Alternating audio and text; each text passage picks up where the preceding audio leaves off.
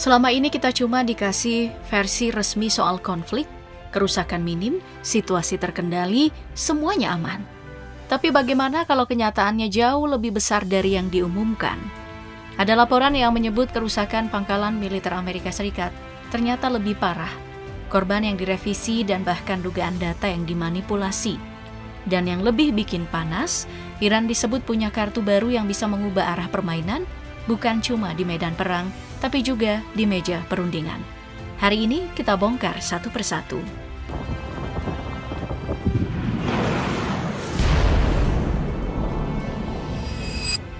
Kecurigaan soal besarnya dampak serangan Iran sebenarnya dimulai dalam langkah yang tak biasa, pembatasan citra satelit. Perusahaan seperti Planet Labs dan penyedia lain diminta untuk mengikuti aturan ini. Alasannya terdengar logis, mencegah Iran menggunakan data satelit untuk menentukan target. Tapi masalahnya, setelah pembatasan ini diberlakukan, serangan balasan Iran tetap terjadi di berbagai lokasi. Dari sini muncul pertanyaan, apakah ini benar soal keamanan, atau justru upaya menutupi dampak yang lebih besar? Faktanya mulai terkuak. Laporan dari NBC News menyebut biaya perbaikan infrastruktur militer menembus lebih dari 5 miliar dolar, sekitar 80 triliun rupiah. Angka yang jelas tidak kecil. Lebih dari 100 target di 7 negara, Qatar, Uni Emirat Arab, Bahrain, Yordania, Kuwait, Irak, dan Arab Saudi dilaporkan terkena serangan. Bukan sekadar gangguan ringan, tapi mencakup pangkalan militer, radar, sampai landasan pacu. Ada 11 fasilitas utama disebut mengalami kerusakan berat yang berdampak langsung pada operasi militer. Bahkan terjadi salah tembak yang menjatuhkan 3 pesawat Amerika Serikat di wilayah konflik. Yang lebih sensitif soal korban, data yang dirilis tidak konsisten.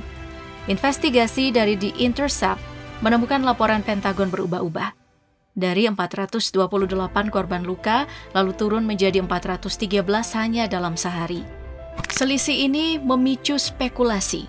Apakah ini sekadar revisi atau ada penyaringan informasi? Jika benar ada upaya menghaluskan data, dampaknya jauh lebih besar dari sekadar angka. Ini menyangkut kepercayaan publik dan akurasi pengambilan keputusan strategis. Di sisi lain, konflik ini juga membuka kelemahan lama. Sejak era doktrin Carter dengan jaringan pangkalan yang dibangun melalui CENTCOM justru sekarang menjadi titik rentan. Kerusakan di Bahrain, Kuwait, dan Irak mengganggu logistik secara signifikan.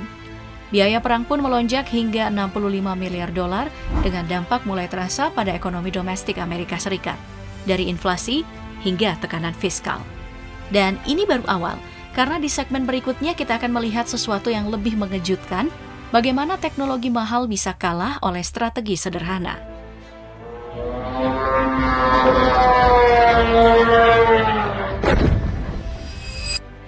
Selama ini, kita selalu dengar satu hal. Amerika punya teknologi militer paling canggih di dunia. Sistem pertahanan berlapis, radar mutakhir, sampai rudal pencegat bernilai jutaan dolar. Tapi di konflik kali ini, muncul kenyataan yang cukup menampar. Teknologi canggih tidak selalu berarti aman. Salah satu contoh paling mencolok adalah laporan tentang pesawat tempur lawas Northrop F-5 yang berhasil menembus pertahanan udara dan masuk ke wilayah Kuwait, bahkan menyerang kamp Buehring. Padahal area itu dilindungi sistem radar dan pertahanan modern. Artinya, masalahnya bukan sekadar alat, tapi bagaimana alat ini dihadapi. Dan disinilah strategi Iran mulai terlihat. Mereka tidak selalu mengandalkan teknologi paling canggih, tapi justru memainkan kombinasi yang lebih sederhana tapi efektif. Drone seperti Shahid 136 digunakan dalam jumlah yang besar untuk membanjiri sistem pertahanan. Ketika digabungkan dengan rudal, sistem seperti Patriot Missile System dipaksa merespon cepat, berlapis, dan terus-menerus. Masalahnya ada di biaya. Untuk menjatuhkan satu drone murah, seringkali dibutuhkan rudal bernilai jauh lebih mahal. Akibatnya, pertahanan jadi tidak efisien dan berisiko menghabiskan atau kehabisan amunisi di momen krusial.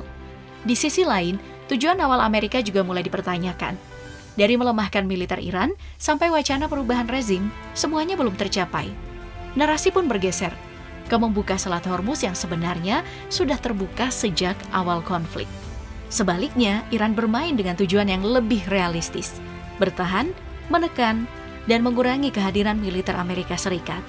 Dan sejauh ini banyak analis menilai strategi asimetris itu justru lebih efektif. Pertanyaannya sekarang, kalau yang sederhana bisa melumpuhkan yang mahal, siapa sebenarnya yang lebih unggul dalam perang ini? Jawabannya mulai terlihat di perang narasi berikutnya.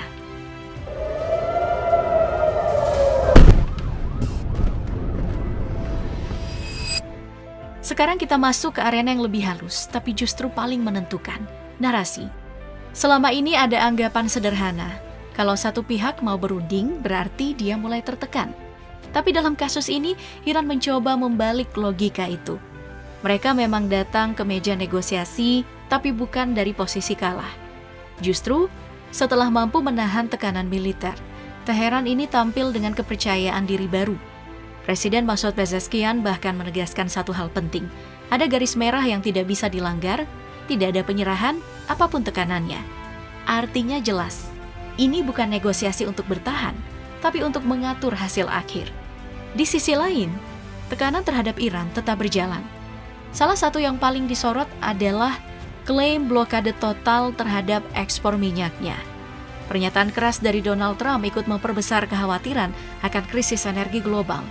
Tapi di lapangan, ceritanya tidak sesederhana itu. Iran menemukan celah. Alih-alih menembus jalur internasional yang diawasi ketat, kapal tanker mereka bergerak menyusuri pesisir sendiri menuju Pakistan dan India.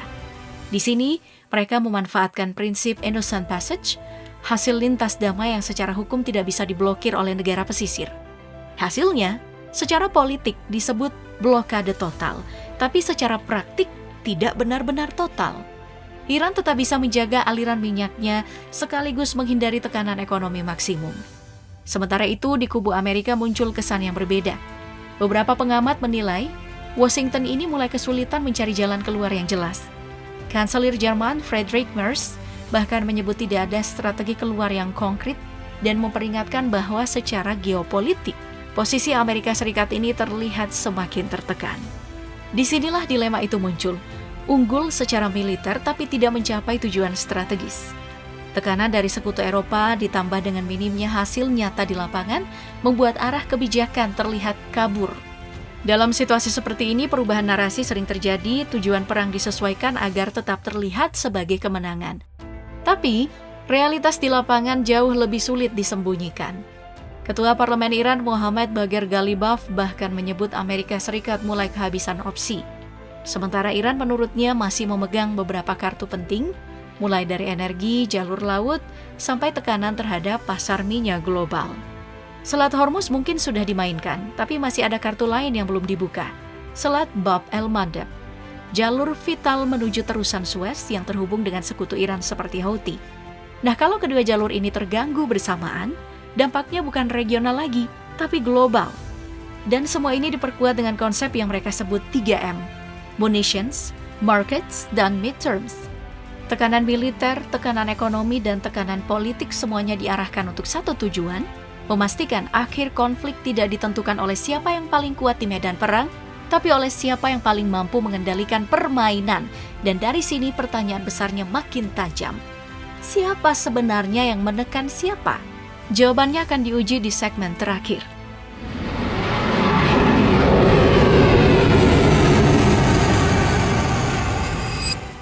Di titik ini yang dipertaruhkan bukan lagi sekadar menang atau kalah, tapi kredibilitas militer. Konflik ini jadi ujian nyata bagi Amerika Serikat. Seberapa efektif kekuatan besar menghadapi lawan dengan pendekatan yang berbeda. Karena di lapangan, Iran tidak bermain di jalur konvensional.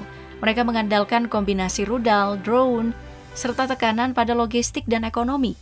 Dan hasilnya mulai terlihat. Dominasi teknologi tidak otomatis berujung pada keberhasilan strategi. Di sisi diplomasi, dinamika juga berubah. Laporan dari Drop Side News menunjukkan Iran kini lebih aktif menentukan arah negosiasi. Teheran menolak melanjutkan pembicaraan tanpa pencabutan blokade. Sebuah sinyal bahwa posisi tawarnya masih kuat meski berada di bawah tekanan. Artinya ini bukan lagi sekadar bertahan, tapi mulai mengatur permainan. Kedepan ada dua kemungkinan besar. Pertama, deeskalasi. Ini bisa terjadi jika tuntutan utama Iran dipenuhi dan Amerika merespon dengan pendekatan diplomasi yang lebih terarah. Kedua, eskalasi. Jika kebuntuan berlanjut, konflik berisiko melebar dengan serangan yang lebih luas dan intens. Apalagi Iran disebut sudah menyiapkan langkah lanjutan.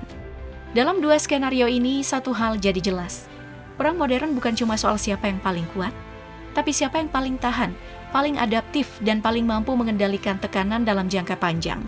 Dan dari semua itu, satu pertanyaan terakhir muncul, apakah ini titik balik peta kekuatan global?